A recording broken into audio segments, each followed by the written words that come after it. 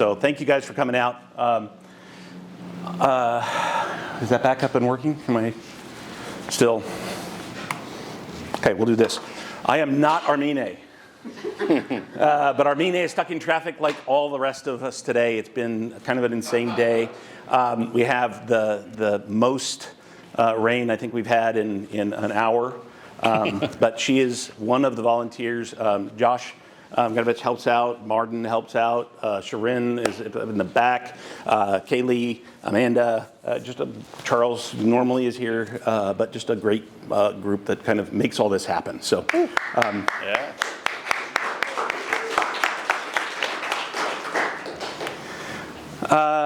Today is about you guys. I talk about this. This is it's kind of amazing that I kind of fell into starting to talk about startups and what everybody does and what this looks like behind the curtain.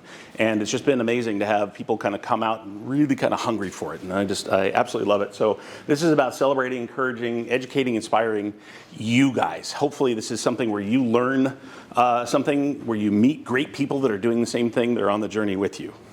So it is really all for you. And it happens because we have great sponsors that help. Foremost, obviously, I am the business director Director of Business Development for Foremost. It's a software development company. We build software. People like J.H. Kelly, ZoomInfo, Shaver Transportation, large, big, kind of hairy back-end systems. And we love startups, but they let me get out and do some of this because it's out in the group, and they're a bunch of really good engineers that don't want to talk to people. And so when somebody comes in and says, I like talking to people, they go, do it. It's a great relationship. Value Up, Martin has been an advisor and friend for a long time. I think when we came together, we just kind of gelled. The way we thought about business, the way we thought about startups and founders. He's phenomenal. Operations guy, systems guy, people guy, really heavily on the people. It's amazing to watch him help build teams that grow. City of Vancouver has been doing wonderful things to help support what we're doing. They're leaning in to kind of change what Vancouver's doing, lean into some of the aggressive stuff that has been going on, all the growth that we've been seeing. So that's exciting. Bank. They make this room available to us. This is amazing. It's been here it was part of, they inherited managing this thing. It's available, and they've just been a great partner for us. WTIA is the Tech Association of Washington. Most of you might be familiar in this region with TAO. This is the Washington counterpart.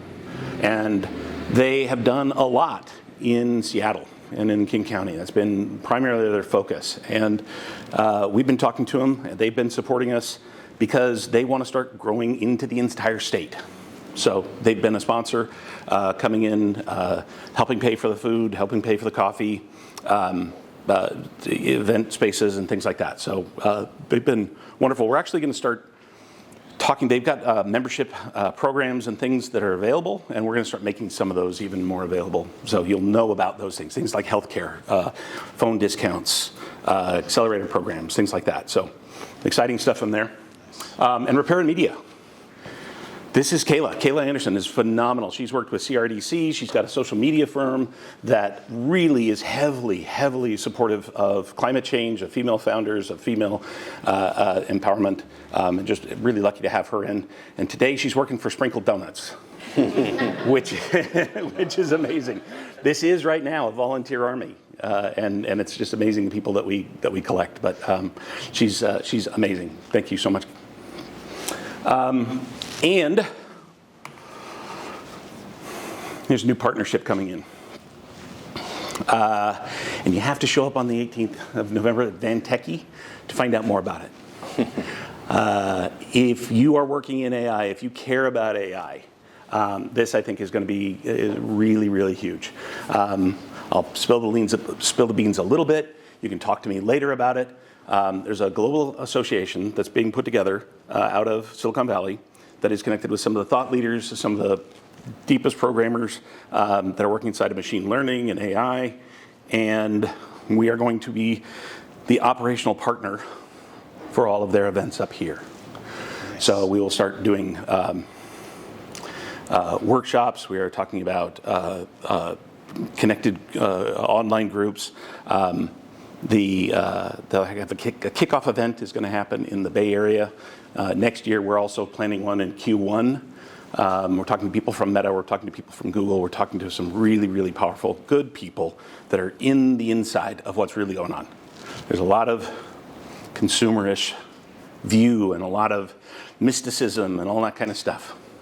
And we're going to get to the bottom of it with an organization like this. So very excited about that, but you can get more details. We do a bunch of events. This is one of 4 events that we do every month. Because I'm trying to organize my brain and my life, I try and make them pretty consistently on days that I can remember. So the first Tuesday of every month is an open coffee that we do. That's over at the Foremost office. Second Wednesday is this. We are going to be shifting. It has consistently been here, and now we're going to start changing every quarter. We're going to start working, I don't know if you know, we call it the Discover Work building. It's not anymore. The Schlesinger Tower, I forget what it's called. That's workforce development. Has their offices there, and they've said we can start doing that, doing these events over there every quarter, which is great. That's part of the whole city leaning in, which is great. Third event is Van Techie. That one's going to be at Brick House. This one's coming up. That is the third Monday every month. That's going to be the 18th. That's where Brian Hamilton will come in and talk about the Applied AI Association. We'll have more details about that. And then the last Friday we do a Founders Happy Hour. Both those last 2 are at Brick House right now. And it's just a good chance to sit and meet people that are on the same journey. Talk about what you're doing. Find out, you guys aren't crazy, by the way. Well, you are a little bit. But the challenges that you go through, I think, are really kind of universal, and you don't always realize that until you get around other founders that understand it. So there's that. I had to use a splashy animation. Sorry, just because it's there. No other reason. There's 1,034 of us, and it's pretty exceptional because at the beginning of the year, that was only about 430, I think. Wow. So, yeah, this is to you guys. That's the meetup group. I do a lot of events where I'm talking to people about Vancouver. Well, let me say, I show up and they're like, "Hey, wait a minute, Vancouver? Like, really?" And I said, "Yeah, there's a lot going on." And it really is. So this is just one piece of evidence, and this is you guys showing up and supporting, and really, it's been amazing. So, I'm Dave. Sorry, I wasn't supposed to do that intro. So now it's me. I don't know if there's anything else I was going to really say here other than Northbank was put together for this region. Put it together in 2017, and it was really about finding people that were trying to build something that didn't know how. There's a couple people here in the room who have been behind the curtain. They've seen what happens when you take this high scalable path to build a startup, and you start talking to investors, and you start talking about a national reach and things that you're trying to do, and you're just dealing with a really, really different set of challenges, right? And you don't get that if you just walk into a Chamber of Commerce or another organization. It's a huge challenge. So I did it because I saw something here in Southwest Washington that was building an ecosystem. We always talk about access to capital. It is a thing. The truth is, money finds you. It's less about money being here. Money will find you. There's enough people in the ecosystem that are paying attention to what's going on, and if you start building something worth investing in, and that's a whole different conversation, there's ways to do that. But one of the things that we do as an organization is we're talking to those investors, we're talking to those funds, we're talking to investors about what's going on here, and trying to pull them in to kind of give them a place to look instead of trying to find you. If we're all working in our second bedrooms, give them a place to look.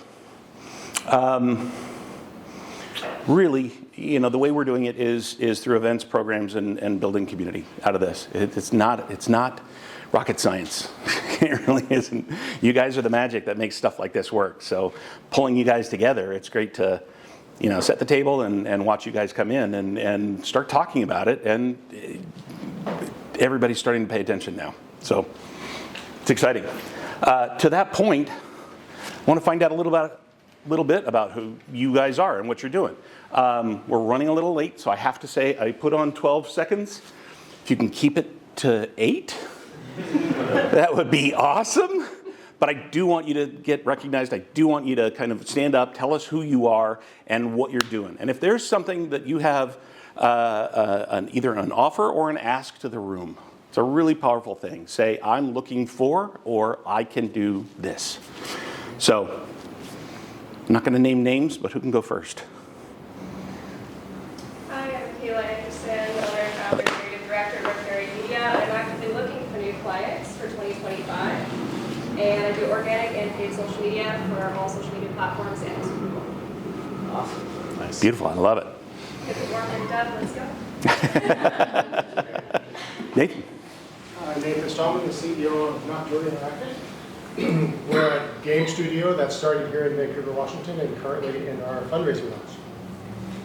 Nice. I love it. I love it.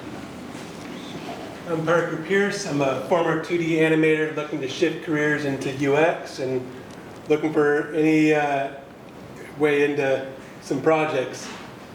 Nice. Yeah. That's awesome. Awesome. Appreciate it.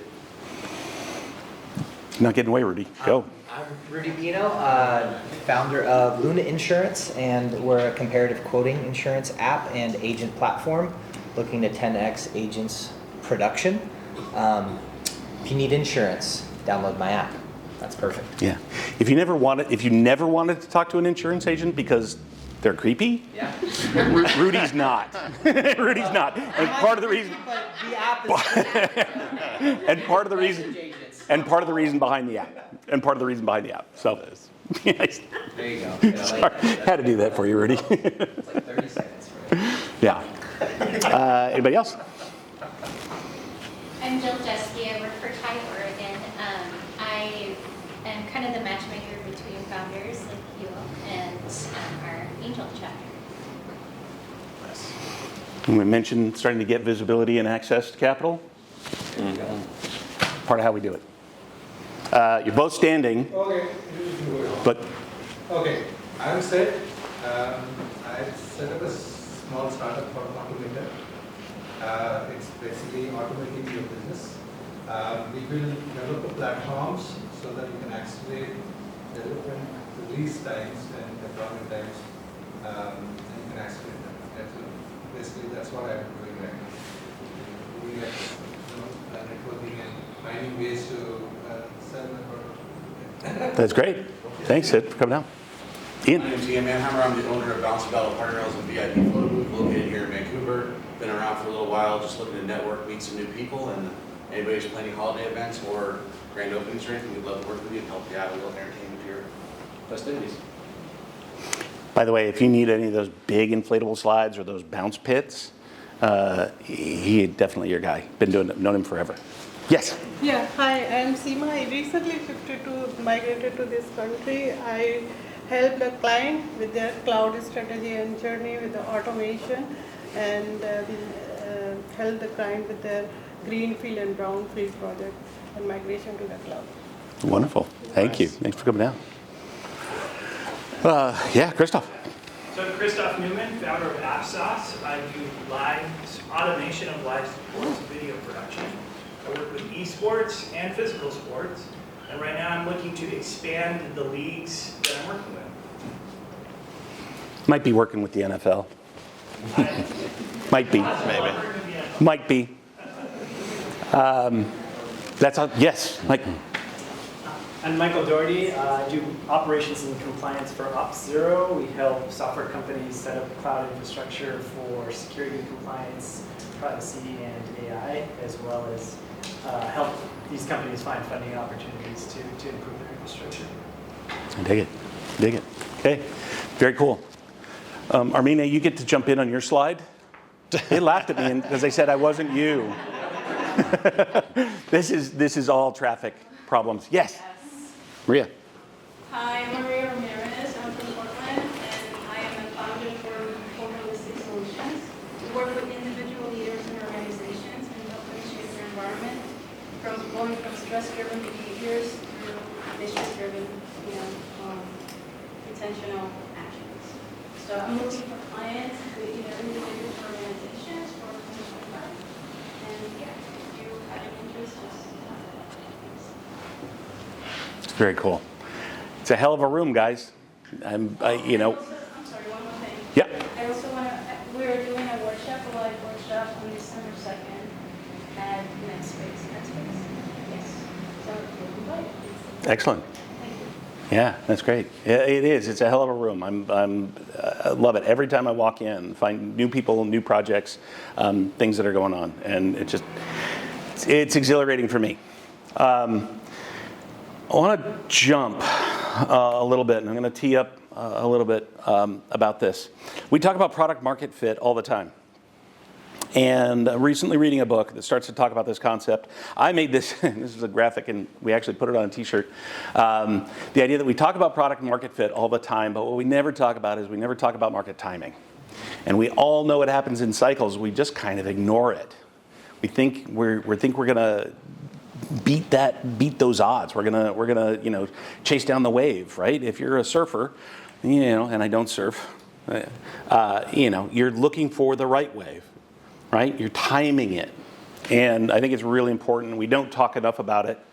I read a book recently called Pattern Breakers, and I would recommend it. And the caveat here is that it is really about exceptional startup businesses. These are, talking about Twitch, Lyft, X, Tesla, right? So they're talking about the kind of cream of the crop. And I would caution you not to compare yourself to that or feel you have to be that. That isn't my point.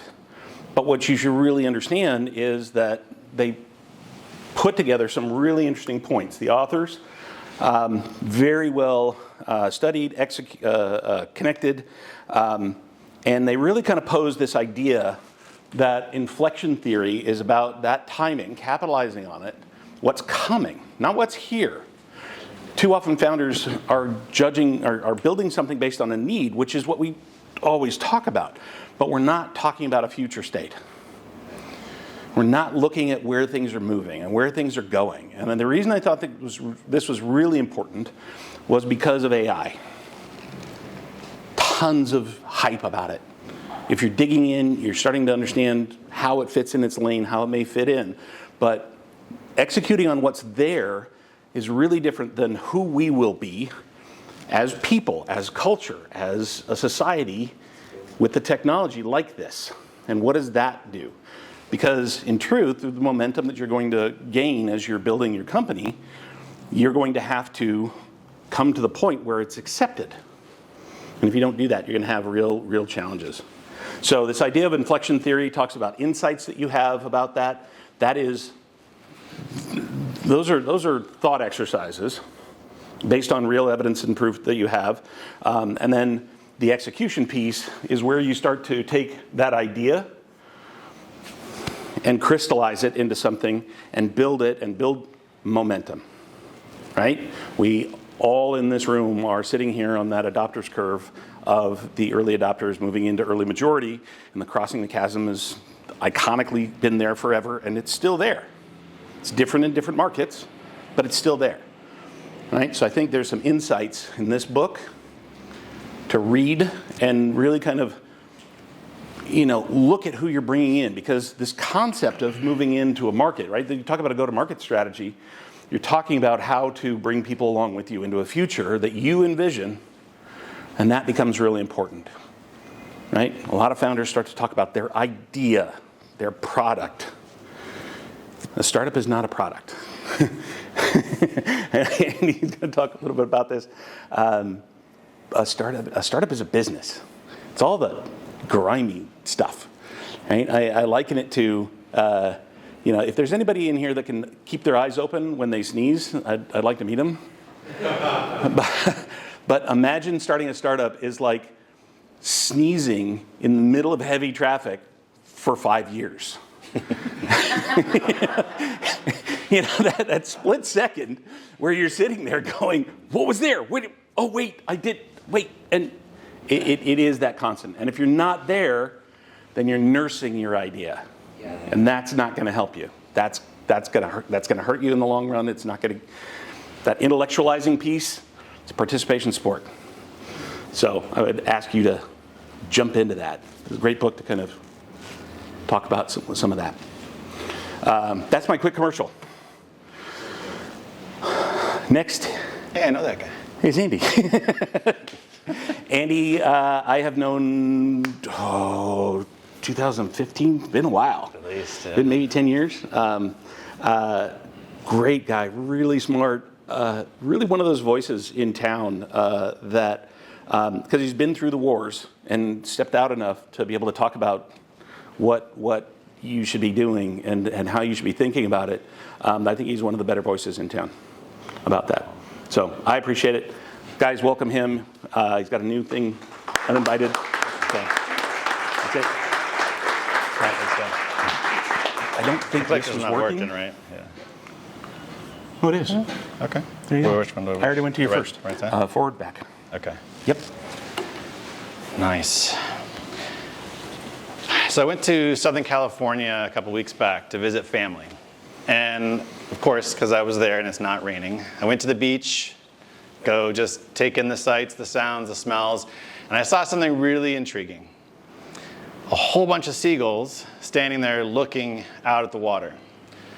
Sea is chaotic, right? It's rough, it's whatever. So they're standing there watching, taking a look. But there were also some pelicans. This is not a Southern California pelican, but it's a good photo. Pelicans go out over the water, and they actually skim. They capture plankton, bugs, little fish, but they're the first ones to actually see the schools of fish down in the water. And you'll see them bank up and dive in, and eventually seagulls catch on, they'll get out there. But as I was standing there, I was thinking I would much rather be a pelican than a seagull, right? And in startup world, it's all about just jumping in, get out there, get the little bits first, because eventually you'll figure out what the big things are, the big wins. Now, of course, let me tell you about myself, and we'll get back to birds.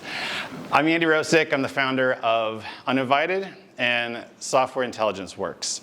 And I'll tell you a little bit more about those, but not a lot. I'm going to talk more about what we do as a business, what I do, how I think, and share that with you. And then if you want to connect with me later, we can talk a lot more about these things. But essentially, we solve really hard problems with hard timelines in hard industries, and we often use AI. So of course, once you're feeding, things get more chaotic.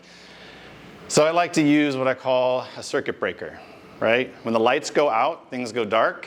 Whatever you were doing, whatever you were focused on suddenly does not matter at all, right? If you've ever been home and the power goes out, you're not like, let's keep playing the game, let's keep eating dinner, do whatever, right? You immediately switch to, what do I need to do to get light or to see what's going on, change my circumstance. So a circuit breaker or a pattern interrupt, which happens to coincide with the book he just talked about, is that process of how do you break what's going on hard so that you can think about it in new ways. And so I really love circuit breaker questions like, why are we still doing this? Is this going to get us to X, whatever that goal was? Why are we trying to partner with this company or person? Hard questions, right? Questions that you and your co-founders or your team will have to go, put on the brakes, turn out the lights, and figure it out. Seth Godin has a great practical one that I think is awesome. You should use this one, steal it from him. I'm just passing it on. He would ask teams, what would have to be different for us to deliver this in half the time? That's a circuit breaker question, right? It's not just, can we ship sooner? It's like, what would we like fundamentally have to shift to deliver this in half the time? That's a like, can we solve a hard problem with a new constraint, right? Really getting out of your, or into your comfort zone to get out of where you're stuck. So, circuit breakers. I will also caveat, I'm speaking to you, Dave's speaking to you, other people speak to you. Advice is about as good as the air it's traveling on. Advice is good for the person giving it. It's their situation, it's their world, it's their experience, it's their business, it's their philosophy, their beliefs, all the things. So treat advice how it should be treated, which is, that's nice, listen to it, hear it, but it doesn't mean you have to do it, right? And what do I mean by that? Advice worked for them. Patterns, processes, methods, those can be applied to you and by you and your team. So I've done a lot of things wrong in my career. As Dave mentioned, I've been around for a minute, been in a lot of startups, started startups, I've joined startups, I've been in Fortune 25 companies, so I've been all over the place. And I've done a lot of things the wrong way, in quotes, but it wasn't supposed to be done that way. No, we can't ship to 5 Home Depot stores on a 2-week coding project. That's never been done. Okay, we're gonna do it now. Right? So what works for you doesn't necessarily mean it worked for someone else. That's advice. But if it did work, and you see people doing stuff that is working, try it out. Add it into your repertoire. This slide doesn't work. I did that on purpose to just jar with some of you who like even things and less text. Did it the wrong way. So current business, we've done it all wrong. We accidentally told someone we could do something we didn't know if we could do. They believed us. We built a really fast prototype, showed it to them, they wrote us a check, then we formed a company. So we've been profitable since before day one, technically, and we have funnel going into next year. All by doing it wrong, by making choices that were right for us, but did not follow necessarily the patterns or things people might have told us we should do as a startup. So again, I'm telling you what I did. May not be for you. Advice is just advice. So what does it look like to do things right? Well, I like to zig when people zag. If everyone's saying do this, just saying it, if I don't see that that is actually generating a positive outcome, then I'm going to try doing that, something else, right? Do it my way, do it differently. In a world of AI everything, your humanity, your creativity, like Rick knows, right? Get your idea out there because the creativity is what stands out. Your difference stands out much more so than your sameness. You want to raise funding? Don't do it like everyone else because they're already investing in those people, right? So think about how you can do things right. Prototype, we like to prototype in under 2 hours. Some of your eyes may go, what? Under 2 hours? Yeah. At most, under 2 days. If you can't prototype in under 2 days today in November of 2024, go talk to someone who can help you do it. You're doing it wrong. You need to get stuff in front of customers' hands. And yes, feel free to get your phones out. You can take photos. You have to get stuff in people's hands because they will lie to you. Not on purpose, but they don't know what they want. They don't know if it's good. They don't know if it's right. You have to give it to them and watch them. What you're watching for is love, hate. If you find indifference, you've done it wrong, move on. Indifference is actually the opposite of love. Hate is, I'm engaged, I have a problem, I just don't like how you're solving it, right? Love is, hey, you're doing pretty well, I want this, I'll pay you for it. You're looking for that, right? You have to move quickly, we move quickly, it's the only way to really get things done. Sell things that don't exist, that's another way to move even faster. Forget the 2-hour prototype, just go sell an idea. We do it all the time. In fact, we launched our company that way. We sold an idea. And you can do it. As long as you know there's some amount of faith that you can build whatever you're selling, right? But you can figure that out later. Go pitch an idea. That's even faster than a prototype. Especially if someone's willing to say, well, I got my card out. And you go, well, I can't swipe it yet. I don't have a business or whatever. But, right? Take the steps. Move forward. Push into those uncomfortable spaces. I personally don't like defining new categories. New categories are like ludicrously hard. Right, a whole new category, creating that from a tiny startup is super difficult. If you are doing that, more power to you. Do not listen to VCs. owning idea spaces. Go into an existing category where you already know there's a problem, you already know there's customers, and do it smaller, faster, better, trustworthier, more delightful, whatever. You can own, like if you own like 0.00005% of McKinsey's consulting business, that's a $100 million a year business. That's a rounding error, and you could have $100 million of their business, right? So existing categories have a lot of space for startups. Don't doubt yourself. Get in there. And then work with people that make you better.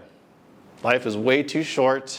We all know we're stressed from recent events in our economy, in our world. Life is too short to be stuck working with people that are bringing you down or making you stressed or bringing anxiety. Move on. That's my choice. I have done that multiple times and have never regretted it. Again, circuit breaker.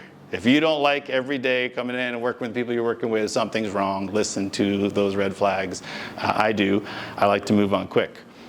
Take a photo of this. I won't spend long. Here are multiple tools I use, my team uses almost every day or sometimes multiple times a day. They're simple. They're cheap or free. Like, get in there, try it out. You may find other ones. Tell me about them. Do you like better? They work better? Whatever. These are working awesome. Expo is like ludicrous. You can build apps, deploy on mobile. You can test. You can do all this stuff, again, in like minutes, hours. You can have live stuff going on. Claude I like in terms of ChatGPT is good at stuff. Claude is really good at written word. So if you're writing content, doing stuff, that's kind of my go-to. Plus Artifacts is super cool. You can actually build like games and do stuff in the Artifacts. Like see it working right away. Just try ideas. I got an idea. Throw it in there. See if it comes up with something, right? Move fast. And then the selling side, again, like don't overthink it. You could pay $10 for a year on card.co and launch 1 million landing pages. $10.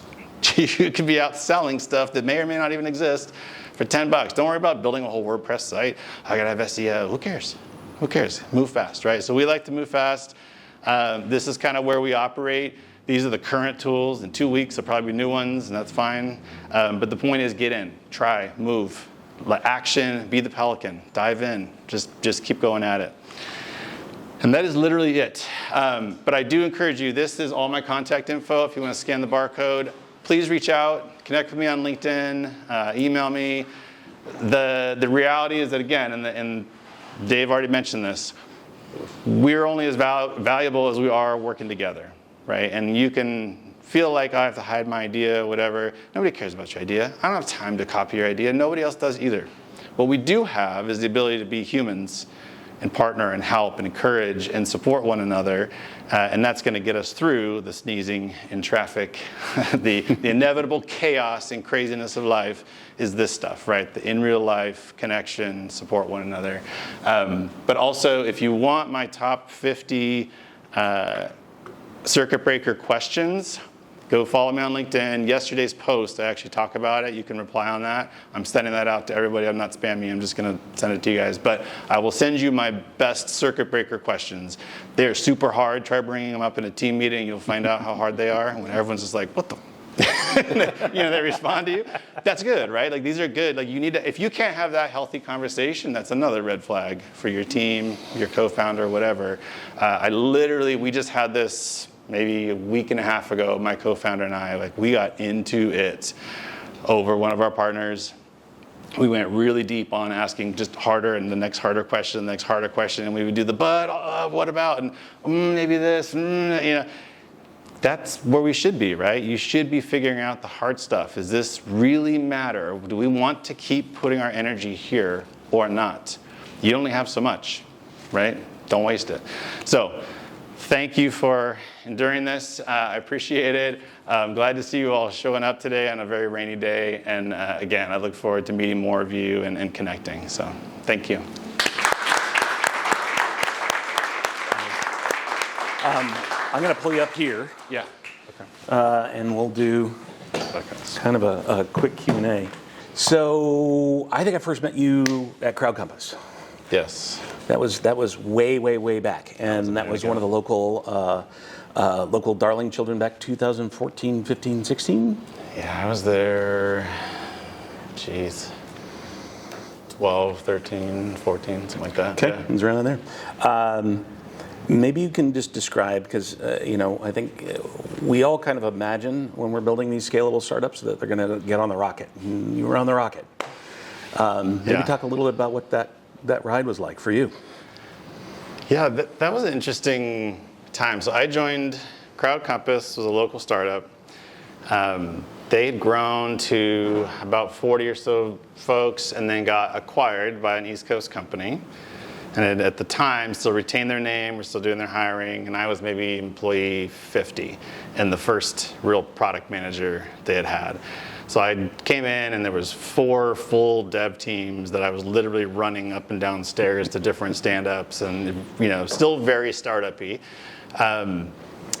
We then took that company, it was the company that bought us was public.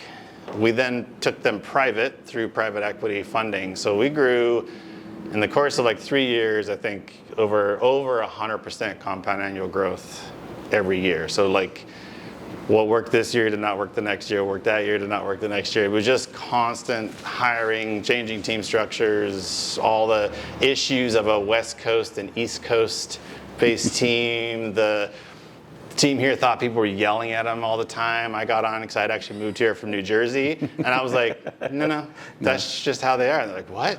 It sounds so angry. And I'm like, everyone's angry on the East Coast. I don't know.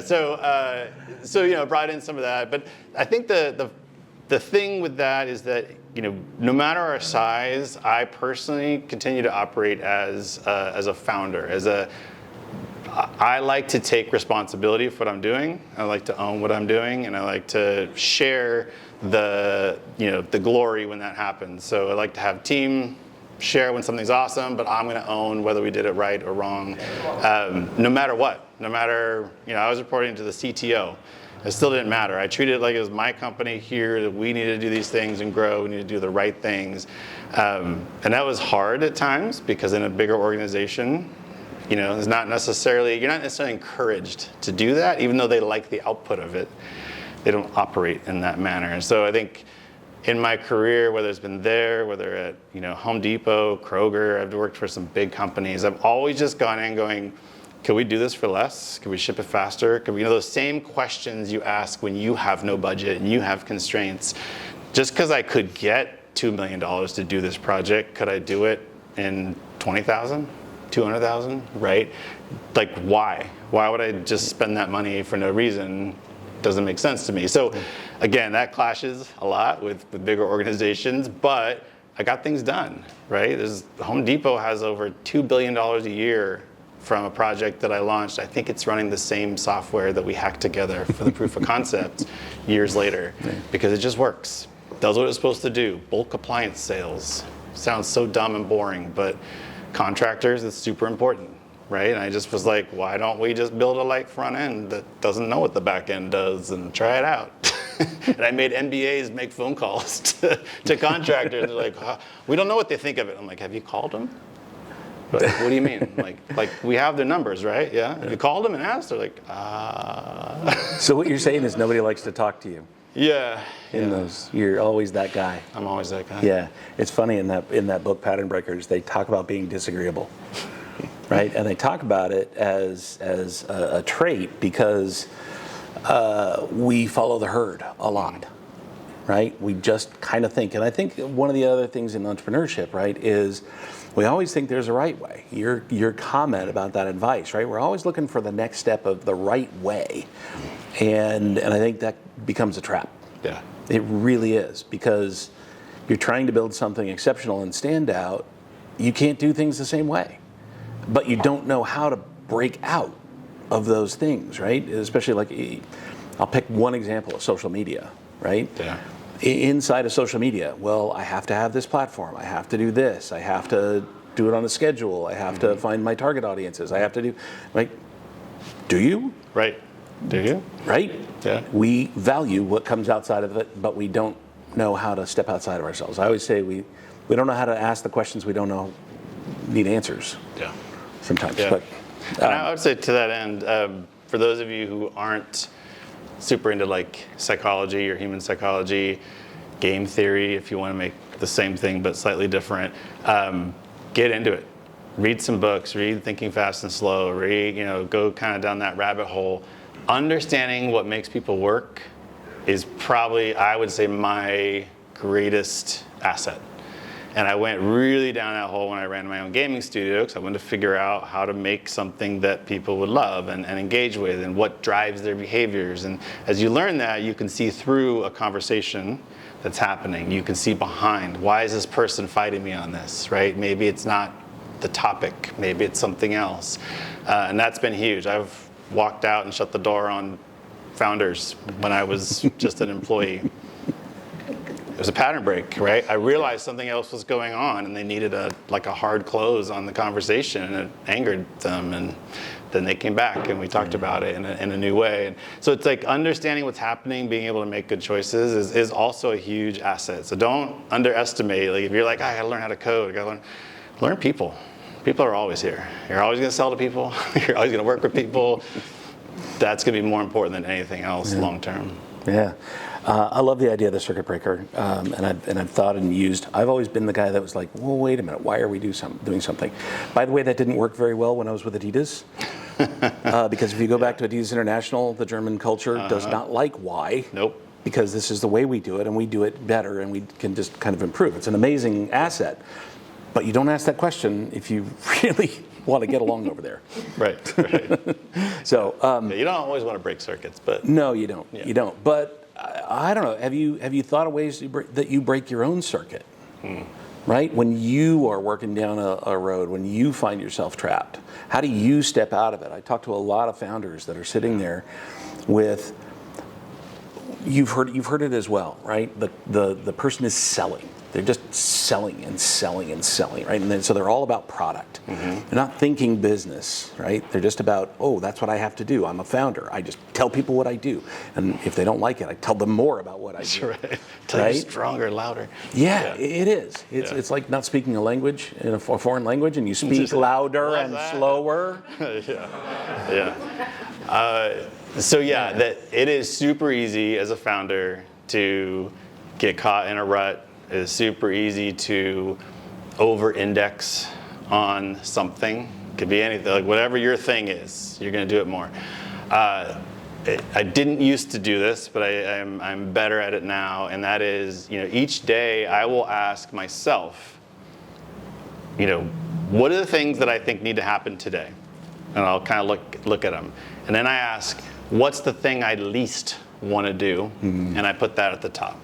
Because usually the thing you're most afraid of is the thing that is actually the most important, the thing you need to get through, either understand, or like if you don't like selling, go try selling, right? You need to push through that fear. If you don't like the technology side and you're the salesperson, then lean in and go learn something about the technology side. But as a founder, if you're in your comfort zone, something's wrong. If you're comfortable day in, day out, something's wrong. Now you could be excited, you could be passionate about the stuff, but if you're only operating in that comfort section, you are forgetting about a whole bunch of other tasks, roles, opportunity spaces. So you have to lean into those, and then that's where I'll even talk with my co-founder and say, what are you working on? What are you afraid of or not? What are you avoiding? What do you think I'm avoiding? Ask those great mirroring questions. What do you think I'm not doing that I should be doing? Because sometimes you just need to hear it from someone else too. I heard somebody call that the frog theory. Eat a frog in the morning. And I'm like, what? And they said, well, if you had to eat a frog, just get it over with. Well, there's stuff I want to do, and I'll put it second. I cannot do the second item on my list until I do the first one, right? And that same kind of idea of I have to push myself because I don't want to. I don't want to reach out and start this sales conversation with someone that I don't know that well. But I think it's good. I'm going to learn from that. I need to do that. Yeah. I want to talk a little. We haven't talked a lot about Uninvited and the tools, so I want to make sure people know, because you got pulled off the bench. Basically, right? I mean, somebody said, can you do this? And you're like, yeah, sure. And then we're like, oh, wait, we happen to sell it to Dun & Bradstreet. Right.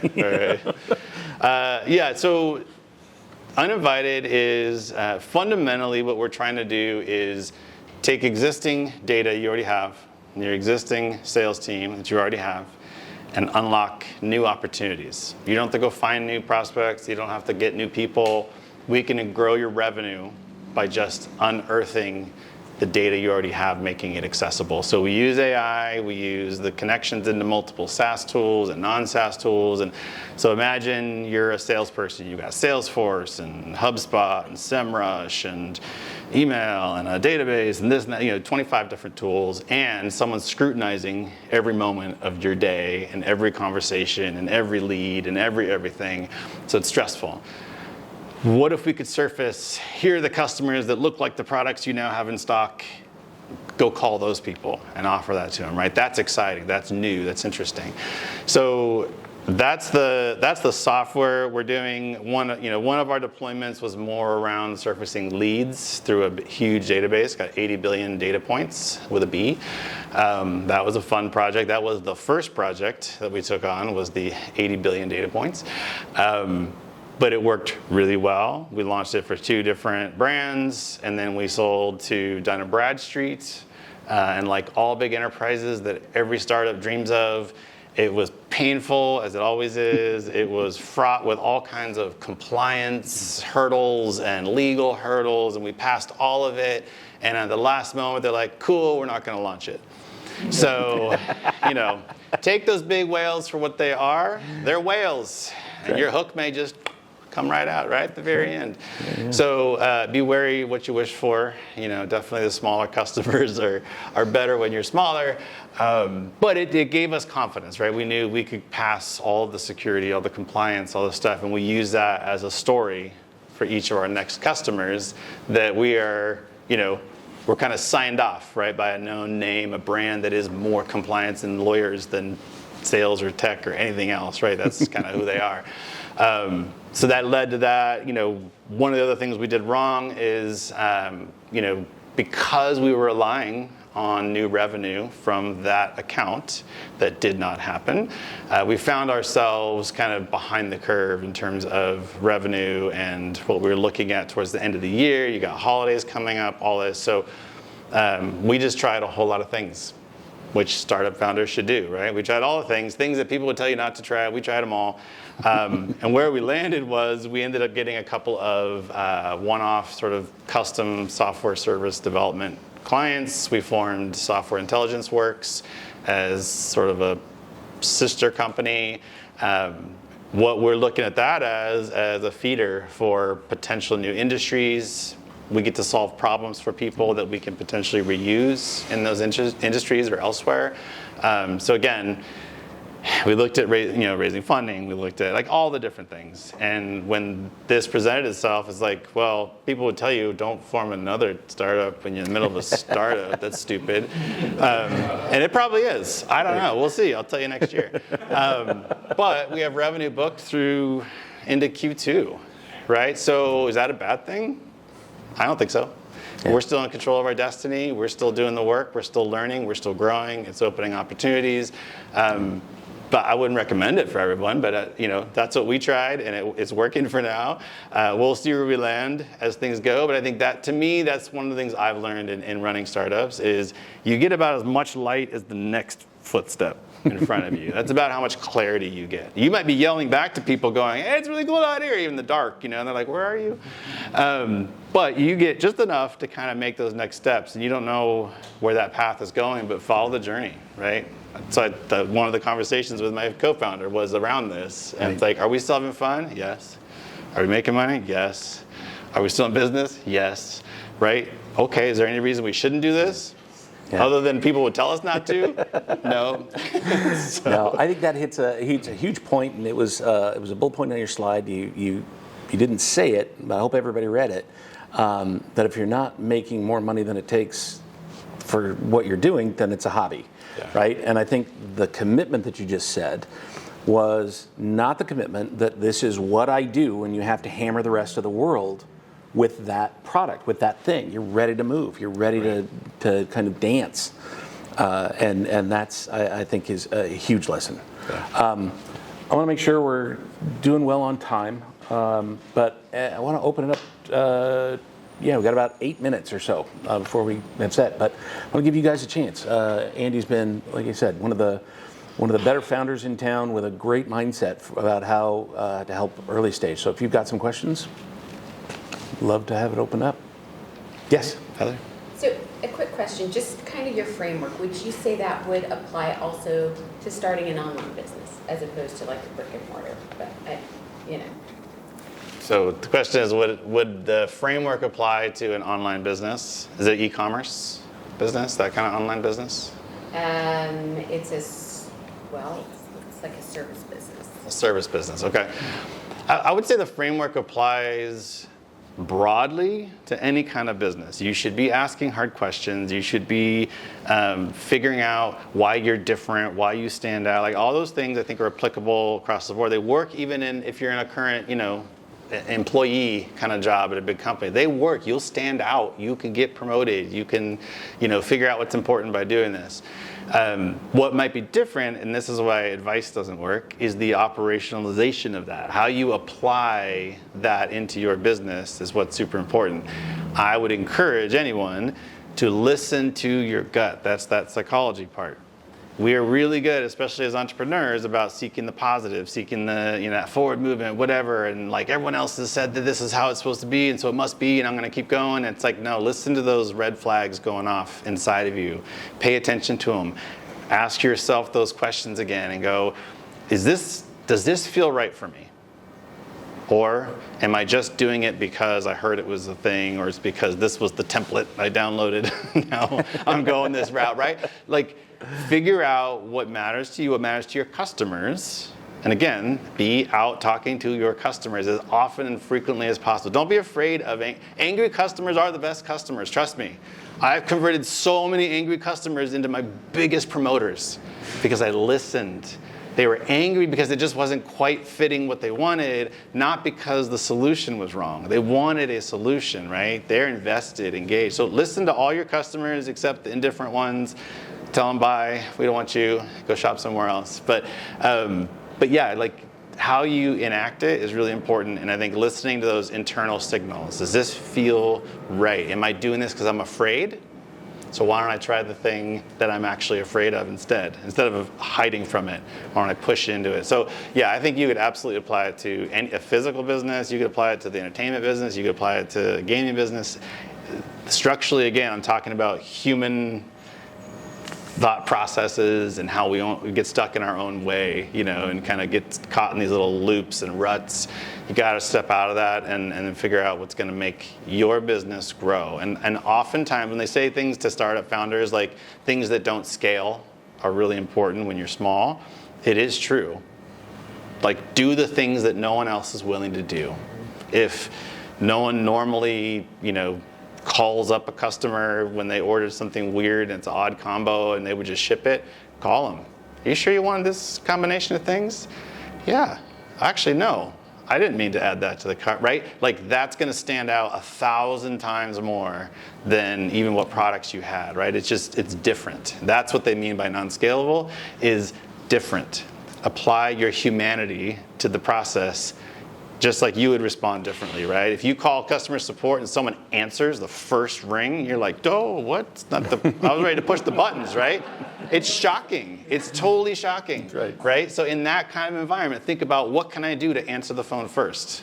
Not actually answer the phone, but, shock someone. Yeah.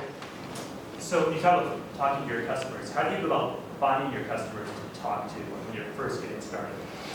You're now. It's a loaded question. $1 billion How question. do you find customers to talk to? One, I would say go to your network, go friends, family first. Show it to anyone and everyone who will try it out, look at it, whatever. Your value of feedback obviously goes from like very low to high, right? So from like the free close feedback is not very great, but it's something. It's directional. If you can get out to people you can maybe hand it to, whatever, in your network, okay, you're getting closer. If you can give it to someone as a real customer, maybe free, even closer. If you can get someone to pay you and then tell you whether they like it or not or how much they like it, that's your best, ultimate, right? Because that's real. I got money on the table. I need to, have someone hear me so this product is better. that's kind of the gradient, but don't let any of that stop you from just getting in front of anyone possible. If like someone's like, well, don't give away for free, it's worth so much, who cares? If you're not making any money, give it to anyone who'll take it, right? That's a marketing expense. Yeah. Go tell your accountant, I gave away $500 a month software for free to these 10 people. Right? Wouldn't you spend that to market to find people? Well, give it to someone who will take it and then charge the next person. Charge the next person $100, right? Don't charge them the whole amount. Like, it doesn't matter when you're, starting off. The value is completely erratic. Yeah. It's irrelevant. It's just, do they find value? When you go to take it away from the free user, if they'll fight you, now you know how much you can charge, right? Seriously, that's the best tell. Like, if a bunch of people are like, don't take this free thing from me. Yep. Then you know you're on that product market fit trajectory. That was Matt Ellis and Cloudability. Yeah, Matt, yep, absolutely. Yeah, that's his story. I wanted to share something because Josh and I recently, I don't remember if it was a book or a podcast, about the Netflix founders. And one of the fellows was saying, every idea I have is a bad idea. Talking about your fast reiteration. Mm-hmm. His thing is, you need to go out and test it today. Test it tomorrow. Yeah. And when they came up with the idea of sending the DVDs through the mail, they went out and got the idea. They sent an email. They mailed a DVD to themselves and said, "Oh, we can do this. Let's go try it." And I would add, sometimes we fall so much in love with our idea that we're not willing to. I would add that the same thing. I would add that the same thing happens. Right. I'm a 25-year creative director, designer. I've worked on things for the Olympics. For Nike and Adidas and things like that, right? And inside of that room, oh man, there's a lot of stuff you shouldn't hear. Just the worst ideas. But one of those ideas that punched through early days of Nike was they decided to put a marathon runner throwing up in a commercial. Never been done. And everybody was like, whoa, that made it out. That made it out of the room. Yeah. It did because it resonated with those people, right? But it was a matter of the room kind of coming together to make that idea that it was something and test it, right? Test those early ideas. I think that's what's important is that are you in business to create a business? Or are you in business to prove that the idea you have is right? That's it. Yeah. If it's the latter, you are going to struggle, my friends.